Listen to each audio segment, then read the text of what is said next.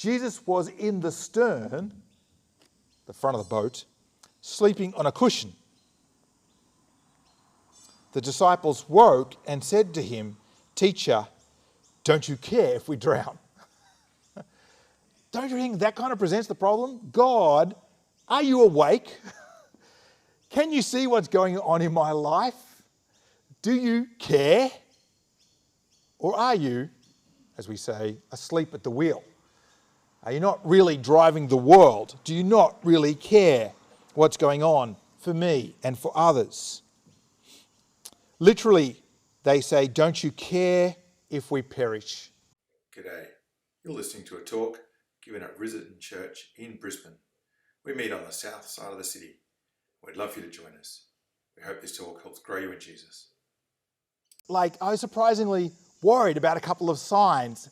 And I kept thinking, why am I worried? Either put them in the garage but just stop worrying.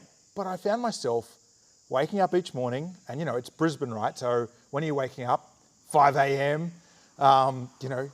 bring in daylight saving, just my little plug there. And finding my mind caught up on worrying about things.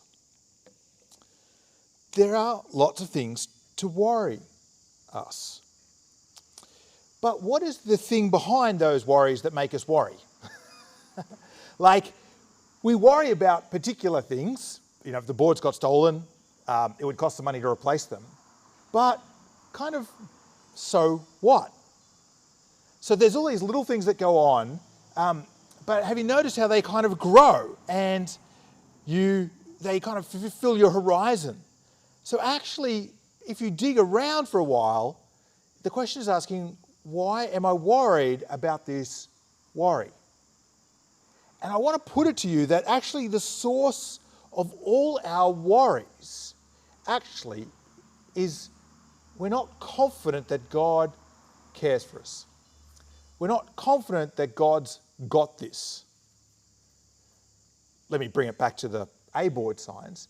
It means that, sure, if the signs were stolen, that would be a great thing.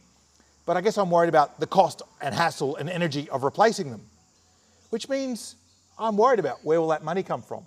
Where will the time come from? Which actually means then I'm really worried about my life and my steps and what I need to do. And rather than having this confidence, this quiet confidence that God's got this, that God cares for me, that God's in control of the situation, that God will give me the time and energy or protect the boards from being stolen. Now, I'm not saying that doesn't, mean we shouldn't be, kind of laissez-faire and never do any locks up or, leave our keys to our car in our car. That would just be unwise. But actually, because of our worries behind our worries, those little things fill our horizon. And I think what lies behind that, whether we're Christian or not, is this idea that if there is a God, if you're not a Christian, does God really care for us? If you've got Mark chapter 4 open, look at verse 38. I think this verse kind of captures the issue. Jesus was in the stern, the front of the boat, sleeping on a cushion. The disciples woke and said to him, "Teacher, don't you care if we drown?" Don't you think that kind of presents the problem? God, are you awake? Can you see what's going on in my life? Do you care? Or are you, as we say, asleep at the wheel? Are you not really driving the world? Do you not really care what's going on for me and for others? Literally, they say, "Don't you care if we perish?" Don't you care if we perish? That's a deep question, isn't it? Does God care for us? Does God care about the world? Does God care about you as an individual? Does God care about me? Well, we're going to look at the answer to that. And we'll see Jesus' great power. We'll see that God really does care for us, that Jesus cares for the perishing. Look at, picking up at verse 35. That day, when evening came, Jesus said to his disciples, "Let us go over to the other side." If you remember, Mark chapter 4, crowds had been coming from the south of the nation of Israel and from the north and from the west, huge crowds turning up. And Jesus got into a boat and he's taught the parable of the seeds, which is a kind of parable warning people about how well they're listening. Then there's a little kind of interlude where a few more parables are shared with us, but we don't know if they were shared at the time by Jesus or later. But we pick back up in the story where Jesus is in the boat on the Sea of Galilee. Let us go over the other side. Leaving the crowd behind, they took him along, just as he was in the boat. There were other boats with them. And what you see in this midst of this kind of tranquil ocean cruise, or Sea of Galilee cruise, is that suddenly death strikes. The fear, the threat of death comes. Verse 37, a furious squall came up, and the waves broke over the boat so that it was nearly swamped. The Sea of Galilee, why would you get kind of such a huge storm? Well, the terrain. The Sea of Galilee is about 700 feet below sea level, and the mountains to the north, Mount Hermon, is 9,200 feet above sea level. That's a massive difference of nearly 10,000 feet. And so that kind of variance between the atmosphere coming off the mountain and coming off the heated plains around the Sea of Galilee leads to huge storms, apparently. That's how it works. Now, look, just another little historic thing. People used to look at this and say, 2,000 years ago, they wouldn't have had a boat. Oh, wait a second, are you saying Jesus plus his 12 disciples fitted in a boat? One boat, and there were other boats with them. People used to look at that and say, no, it's not true. Again, we can see that the Bible is made up of myths. They didn't have boats that big back then on the Sea of Galilee. Well, surprise, surprise, in 1986, a sandstorm uncovered a boat on the edge of the Sea of Galilee that was 26 feet long, so about 8 or 9 metres long, 2.5 to 3 metres wide, 7 metres wide, 26 feet long, 7.5 feet, I've written it down in imperial, 7.5 feet wide, you'll have to translate, and 4.5 feet high. Basically, perfect for about 12, 13, 14 people, or a crew of 4 or 5 people who were fishing and trying to catch a large number of fish. So this is kind of this is history we're talking about here. Now have a look at the language there in verse 37. The waves are doing what? Nearly swamping the boat. If you've ever been boating, you know that if there's just a few wind and waves, there's a few things you can do. Turn the prow, the front of the boat, into the waves, so you kind of cut through the waves.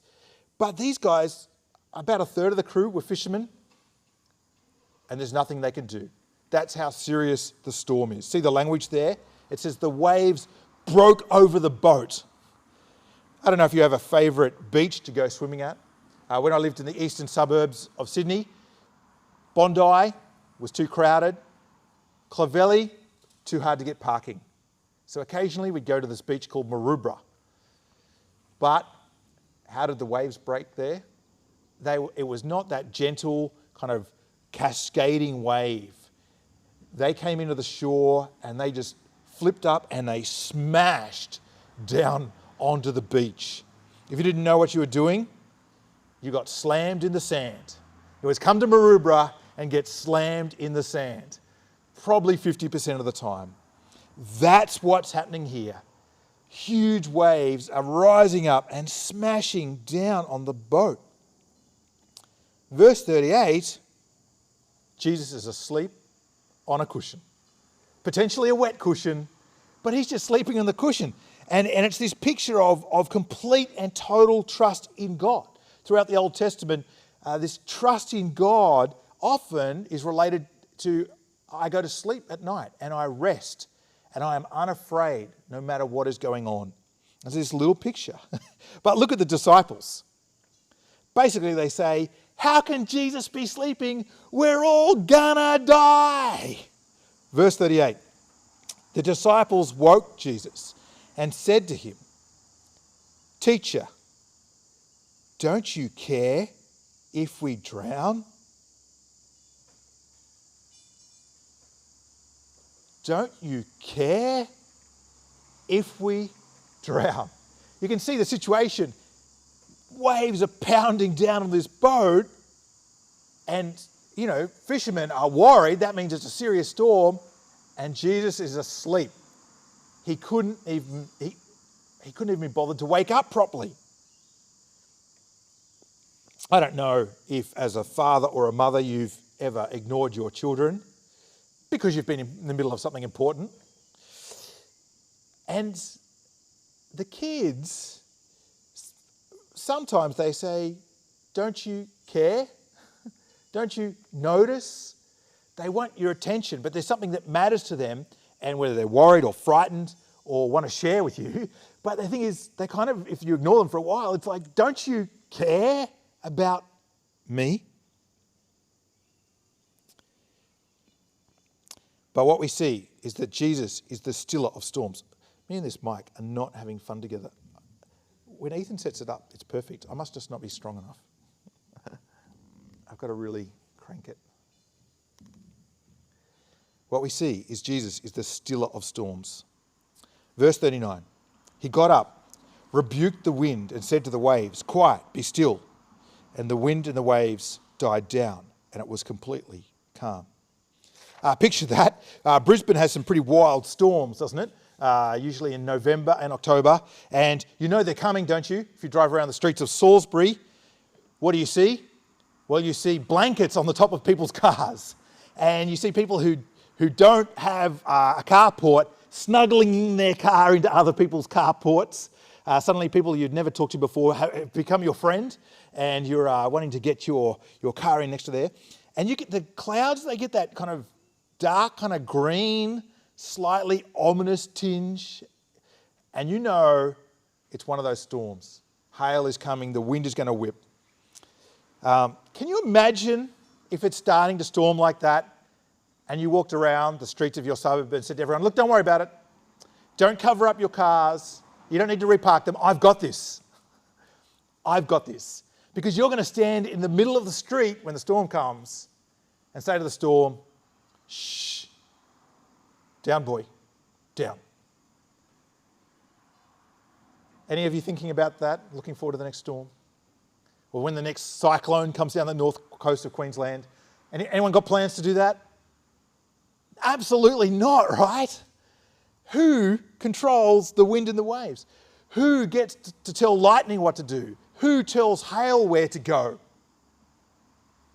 None of us. But that's what Jesus does. He stands up in the boat and says to the storm, "Shh, sit." And it goes still. There's two things I want to explore with you. Two really applications coming out of this. Jesus shows his power. He stands up in the middle of a storm, and you know what? He does what only God can do. Psalm 107 talks about the Lord Creator that Harry read out for us. And it ends, that little section ends with, "He stilled the storm to a whisper. The waves of the sea were hushed." It's the Lord God who stills storms. It's the Creator of everything who controls creation. So who's standing up in the boat who stills the storm?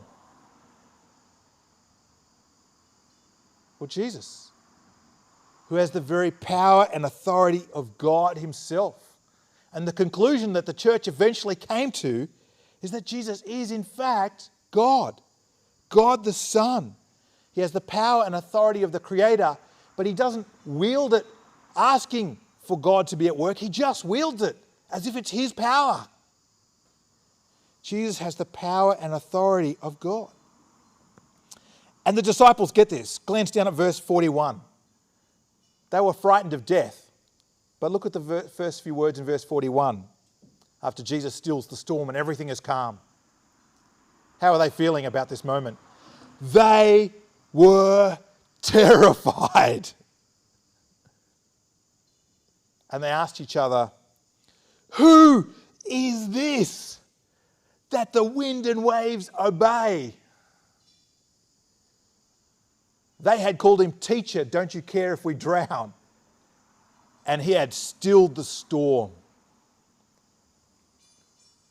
Who's in the house, or rather on the boat? The one who controls creation. No wonder they were terrified. No one can stand before God, the Bible says. No one can appear in his presence. No one can be with him. No one can even look on him and continue to exist. And Jesus is in the boat with them. It's exactly the right response. And notice, these ancient people aren't kind of going God of the gaps. We don't know how to explain lightning, therefore there is a God of lightning. No, these ancient people, the Jews, they go, we know that human beings don't control creation. God reveals himself as the one who made all of creation and controls all of creation. And the guy standing in the boat just did that. He must be the stiller of storms, the Lord of creation. How great is Jesus' power for your protection? How much of life can Jesus control on your behalf? All of it. Here's the stiller of storms. All of creation, all of the cosmos, all people are ultimately under his control. That's how great his power is. But the second point, it's amazing, is that Jesus shows his power is for us. That it's going to be used on our behalf.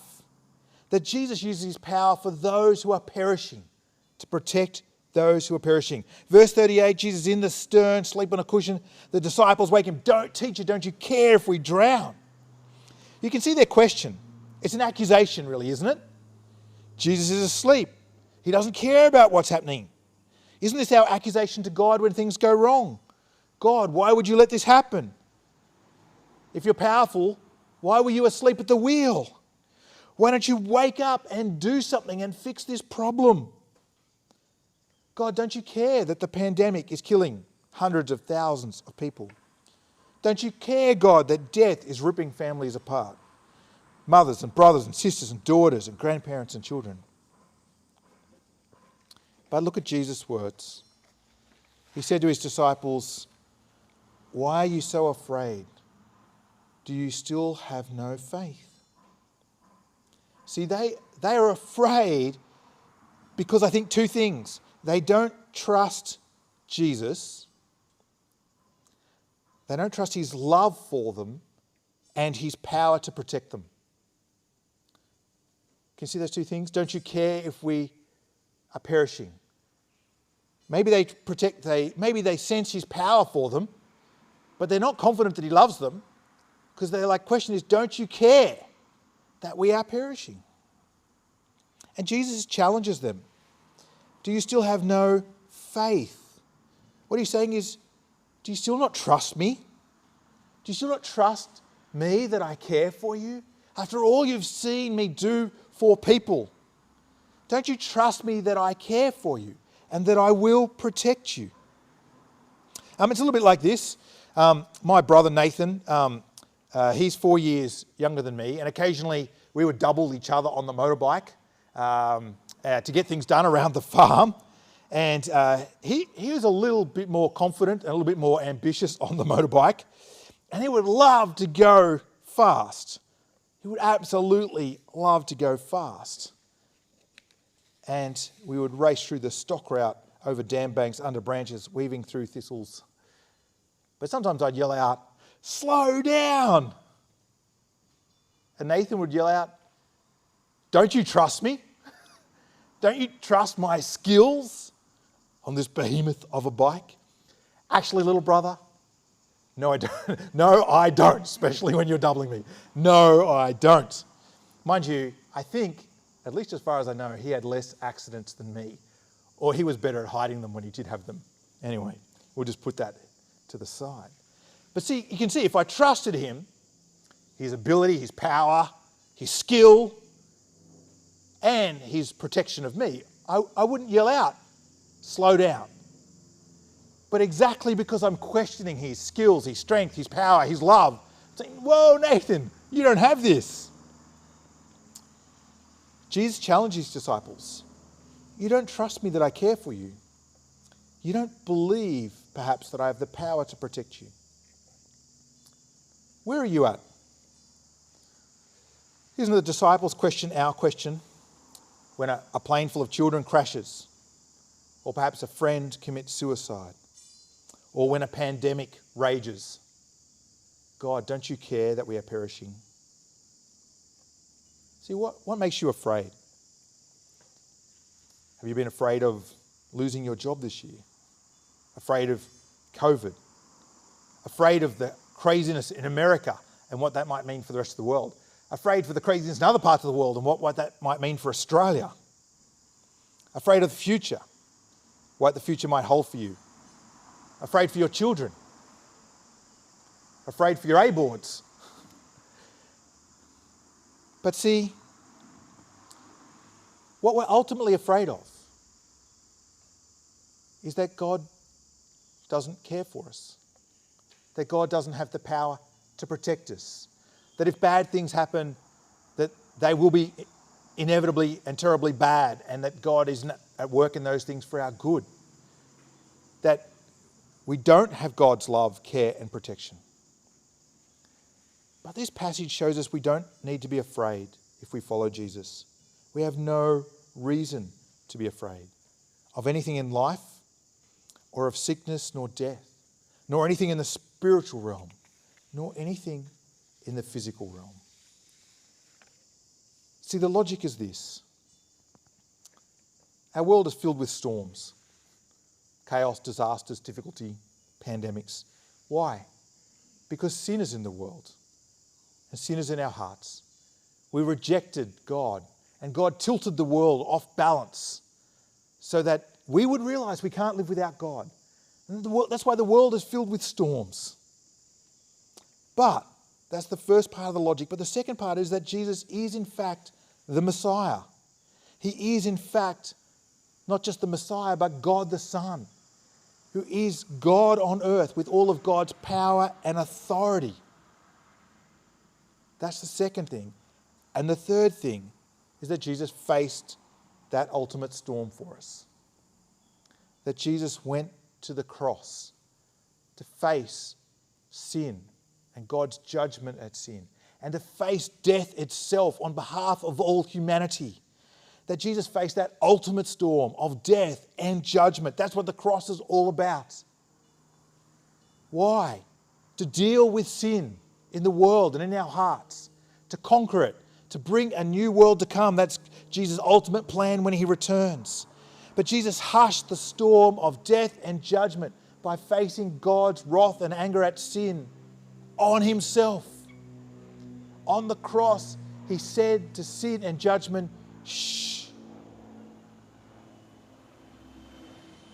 by paying for it himself, so that he could protect everyone else from sin and judgment. That's how much God cares for the perishing. He faced death and judgment himself to protect us from death and judgment. It's the cross that shows that God cares for us, the perishing. Romans 5:8. For God demonstrates his love for us in this: while we were still sinners, Christ died for us. It's hard to hold that truth in our hearts when life is out of control or chaotic. But it's the great truth we need to lean into, that God cares for us more than we know. And God cared for us despite our rejection of him. God shows his love for us while we were still sinners. And God won't let us go. Even if we do face illness or sickness or unemployment, God won't let those things conquer us. God won't let those things separate us from his love for us in Jesus. And God won't let death itself or judgment stop us from living. We may die, but we will not perish. we'll come through death to live with God forever if we've trusted Jesus who faced the storm for us. God cares for the perishing. Let me open up for questions or comments or reflections.